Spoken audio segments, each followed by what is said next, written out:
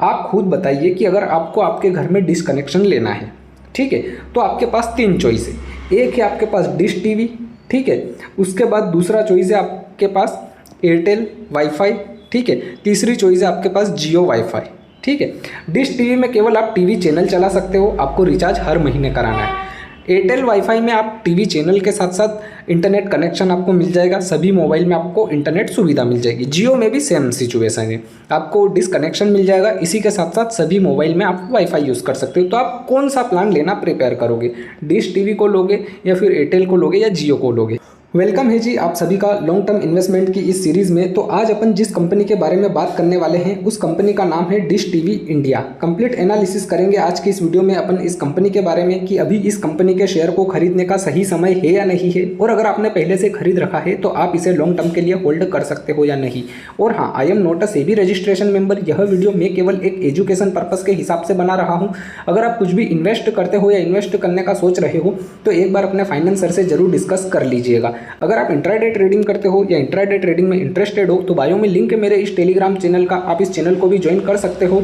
इस चैनल पर आपको एक कंप्लीट ट्रेडिंग कोर्स की प्लेलिस्ट देखने को मिल जाएगी, जिसमें बेसिक से लेकर एडवांस कंप्लीट कोर्स आपको देखने को मिल जाएगा बिल्कुल फ्री में। इसी के साथ साथ इस चैनल पर आपको एवरीडे कुछ डेमो ट्रेड भी देखने को मिल जाएगी। अब अपन बात कर लेते हैं इस कंपनी के बारे में। तो सबसे पहले ये जान लीजिए कि इस कंपनी का बिजनेस क्या है। तो देखिए, ये कंपनी DTH सर्विस प्रोवाइड करवाती है, ठीक है। इस कंपनी का मार्केट कैप कितना है आप देख सकते हो, 1035 करोड़ का। वहीं इस कंपनी के ऊपर कर्जा कितना है आप देख सकते हो, 14.7 करोड़ का। एक साल के अंदर इस कंपनी के शेयर ने लो और हाई कितना लगाया है, तो लो की अगर अपन बात करें तो 5 रुपये 55 पैसे, हाई है इसका 19 रुपये 60 पैसे। करंट प्राइस कितना चल रहा है, 5 रुपये 61 पैसे। बुक वैल्यू कितनी है इसकी, माइनस चल रहा है भाई साहब 15 रुपये। PE कितना है, कुछ भी नहीं है। ROE कितना है, कुछ भी नहीं है। ROCE कितना है, कुछ भी नहीं है। प्रॉफिट आफ्टर टैक्स मतलब ओवरऑल ये कंपनी लॉस में चल रही है। कितने लॉस में, 3192 करोड़ के, ठीक है। प्रमोटर होल्डिंग कितनी है, 4% की। प्रॉफिट में ग्रोथ हो रही है या नहीं हो रही है, तो आप देख सकते हो माइनस चल रहा है 1619%, ठीक है। प्राइस टू बुक वैल्यू कुछ भी नहीं है। फेस वैल्यू कितनी है इसकी, 1 रुपये की। क्या ये कंपनी अपने शेयर होल्डर को डिविडेंड पे करती है, तो आप देख सकते हो ये कंपनी अपने किसी भी शेयर होल्डर को कोई भी डिविडेंड पे नहीं करती है। तो ये तो कुछ इंपॉर्टेंट टॉपिक हो गए इस कंपनी के। अब अपन बात कर लेते हैं कंपैरिजन वाले सेक्शन की कि भाई साहब इस कंपनी का कंपैरिजन हमें किस किस कंपनी के साथ देखने को मिल रहा है।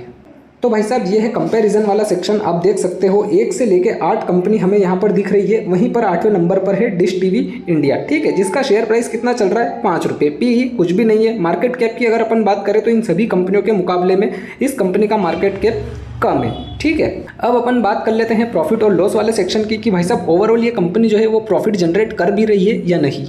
तो भाई साहब ये है प्रॉफिट और लॉस वाला सेक्शन। 2013 से लेके 2024 की ये रिपोर्ट है। सबसे पहले हम सेल्स को समझ लेते हैं। तो देखिए, पहले सेल्स अच्छी हो रही थी इनकी 2019 तक, लेकिन अब इनकी सेल्स पूरी डाउन हो चुकी है। एक्सपेंसेस की अगर अपन बात करें तो एक्सपेंसेस में भी वही सीन है, पहले अच्छे कुछ इनके इंक्रीज हो रहे थे लेकिन अब वो भी धीरे धीरे डाउन हो रहे हैं। ऑपरेटिंग प्रॉफिट की अगर अपन बात करें तो पहले ऑपरेटिंग प्रॉफिट अच्छा खासा बढ़ रहा था, लेकिन वो भी अब धीरे धीरे डाउन होता हुआ हमें दिख रहा है।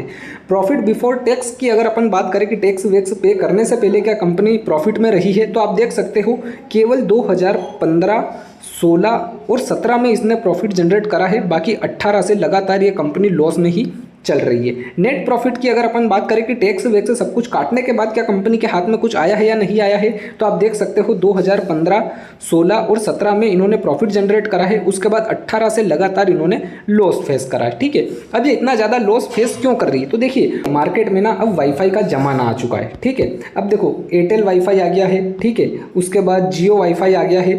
ये दोनों भी कनेक्शन देते हैं, ठीक है। इसी के साथ साथ यहाँ पर हमें फ्री इंटरनेट भी मिल जाता है, फ्री वाईफाई इंटरनेट भी मिल जाता है, ठीक है। लगभग थोड़े बहुत सेम ही प्राइस होता है, थोड़ा सा ज़्यादा होता है, ठीक है।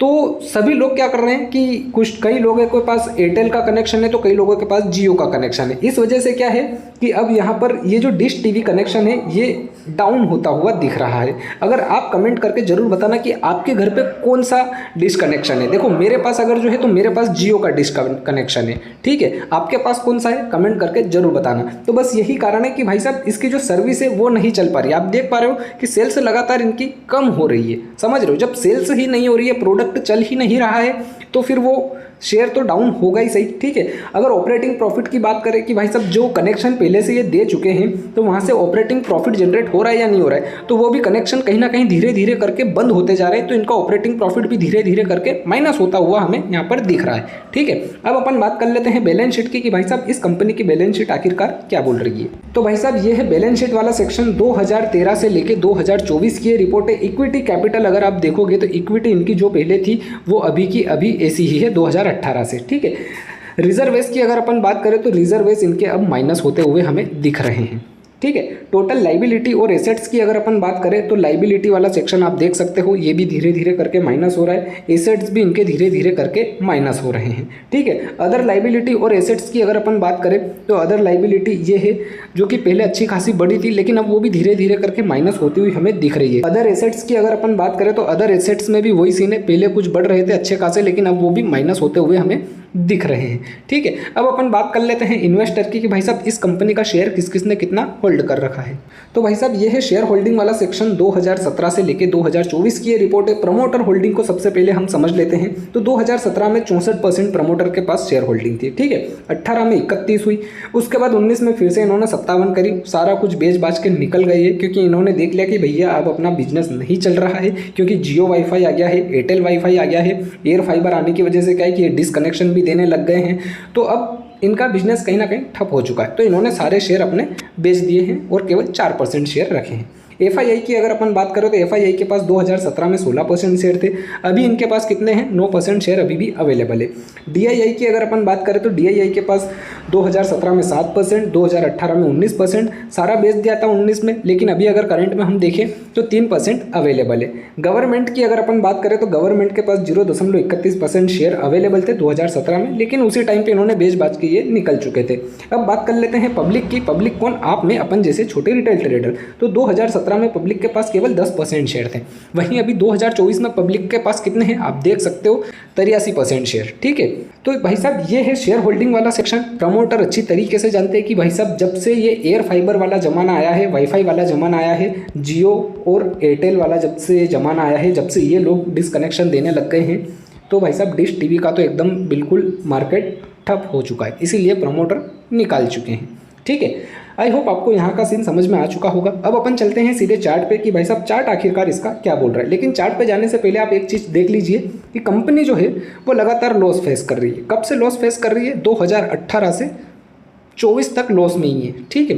प्रमोटर होल्डिंग को अगर आप देखोगे तो यहाँ पर प्रमोटर ने सारे शेयर कब बेचे हैं? 2020 में थे, 21 में सारे बेच बाच के निकल चुके थे। तो ये कहीं ना कहीं ये चीज़ें हमें चार्ट पर बखूबी देखने को मिलेगी, ठीक है।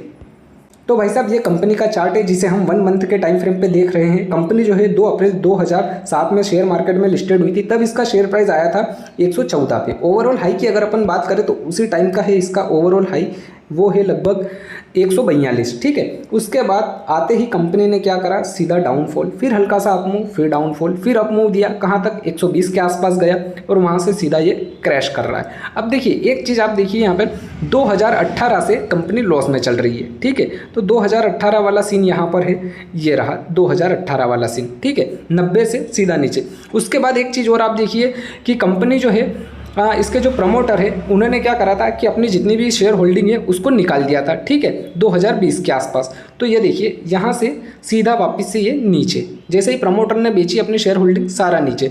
कितना लो लगा चुका है ये, उस चीज़ को हम समझ लेते हैं। तो भाई साहब ओवरऑल लो है इसका ये यहाँ पर लगभग 3 रुपये के आसपास, ठीक है। उसके बाद 3 रुपये से वापस से इसने थोड़ा बहुत अप मूव दिया और अब वापस से ये नीचे ही जा रहा है। तो भाई साहब ओवरऑल अगर आप देखोगे तो जो कंपनी 2018 से लॉस में चल रही है, ठीक है, और 3000 करोड़ से ज़्यादा इसका लॉस हो चुका है, तो क्या ये कंपनी आगे जाके अच्छा खासा अप मूव दिखा सकती है? आप खुद बताइए कि अगर आपको आपके घर में डिसकनेक्शन लेना है, ठीक है, तो आपके पास 3 चॉइस है। एक है आपके पास डिश टीवी, ठीक है, उसके बाद दूसरा चॉइस है आपके पास एयरटेल वाईफाई, ठीक है, तीसरी चॉइस है आपके पास जियो वाईफाई, ठीक है।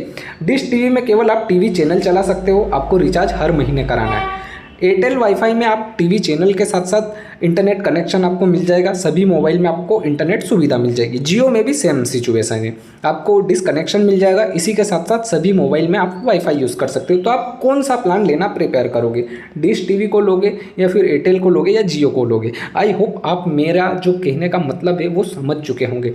आप एक ऐसी कंपनी में अपना पैसा इन्वेस्ट कीजिए जिसका बिजनेस आगे जाके अच्छा खासा ग्रो करे, आगे जाके उनके बिजनेस की चलने की अच्छी खासी संभावना हो। ठीक है, उम्मीद करता हूँ सारा कुछ सीन आपको समझ में आ चुका होगा इस कंपनी के बारे में। वीडियो को लाइक कीजिएगा और हाँ, कमेंट करके जरूर बताइएगा कि अगली वीडियो में किस कंपनी के ऊपर बनाऊँ। और चैनल पर नए हो तो चैनल को भी सब्सक्राइब कर लीजिएगा। इस चैनल पर आपको स्टॉक मार्केट से रिलेटेड सारी न्यूज़, खबरें और सभी कंपनियों के बारे में एकदम विस्तार से जानकारी मिलती रहेगी। मिलते हैं अगली वीडियो में।